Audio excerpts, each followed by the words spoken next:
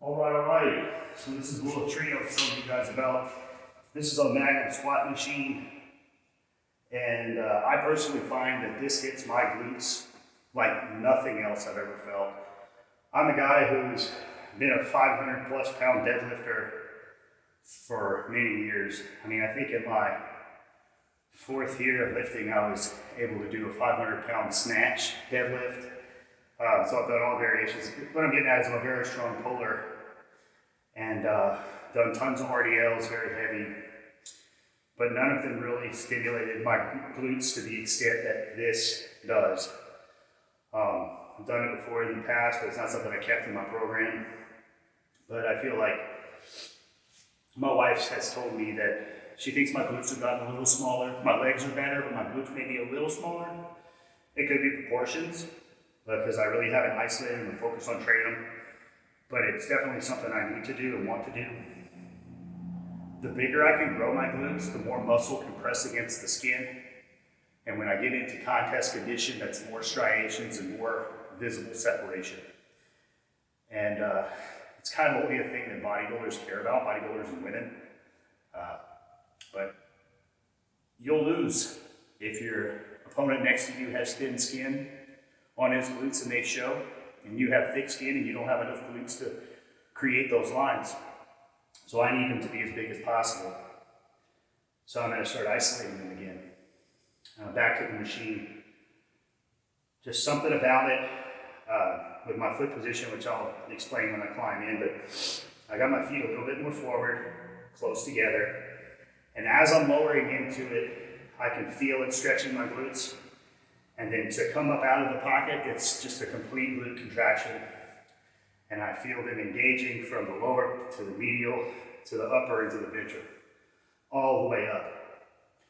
The pulls, like I was talking about earlier, will target my glutes, but I'm hitting so much erectors in it, and my back and lower back are so developed and strong that they'll lift. I can pull it with that by itself. In my skate shots, you can see that I have a Christmas tree probably right now because of how thick and developed my lower back is. That being said, that will take away from the isolation that I'm looking for in my glutes. So my legs are pretty freaking smoked. With the changes in the technique that we implemented today, my hamstrings are a lot more tired. I feel my adductors, or abductors, I get them mixed up, I'm retarded, but my inner thighs and my hamstrings are blistered right now. Quads, extra smoked. So I'm not sure how much weight I'm going to need for this to take my glutes to failure. But I'll start off and see how this feels. And I may just ride this set out and worry about the progression in the weeks to come. So here we go. So I like to set up kind of in the middle. Shoulders are in the middle. My feet a little bit more forward. See right there, coming up, I can feel my glutes contracted. And then they go stretching, stretching, stretching. And push through. One. Stretching. Two. Squeeze them hard.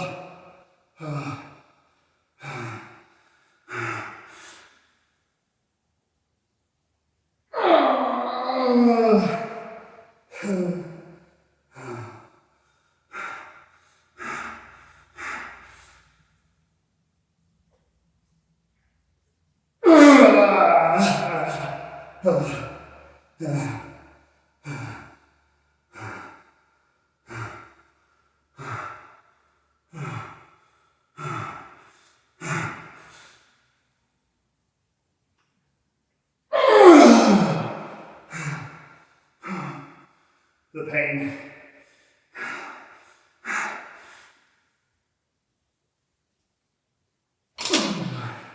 Okay.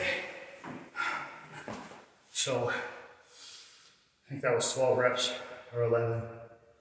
Higher than what I wanted my failure range to be in, which is good. We'll just adjust the weight next week and carry on with that.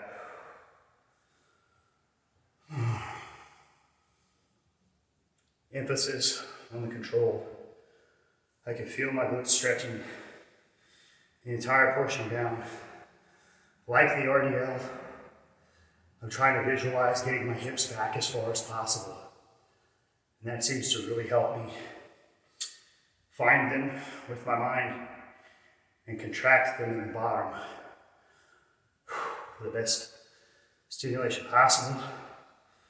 Contracting from the bottom all the way into the top with a full squeeze.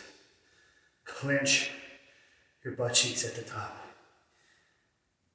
It hurts to sit on this stiff pad. I think that was good. We stimulated some adaptation on that one.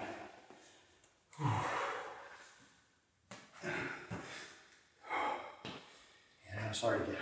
Oh yeah, they are done. They're done. Mucho bueno.